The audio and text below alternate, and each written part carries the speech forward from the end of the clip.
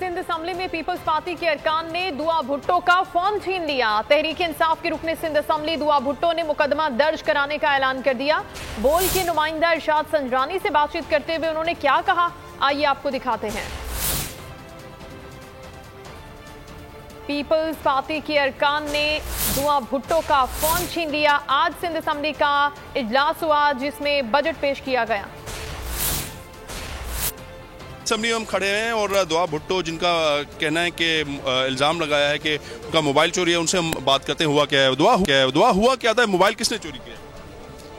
देखिए, इनकी कुलसूम चांडियो उसने मेरे पे हमला किया, मुझे नोचा, मुझे धक्के दिए, मैं खुद परेशान थी। इसको हुआ क्या आज पागल को?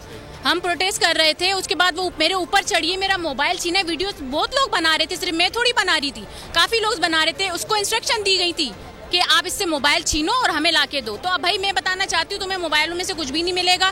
कुलसूम चांडियो ने मुझसे छीना, उसके बाद मुन्नवर वसाण को दिया। मुन्नवर वसाण भागा मेरा फोन लेके। आपको वीडियो मिल जाएगी, वो प्रूफ है हमारे पास। उसके बाद जब हमारे खुर्रमशेर जमा जो है वो गए सीएम साहब के पास, तो सीएम साहब कहते हैं कि जाओ यहाँ से, हमें नहीं पता।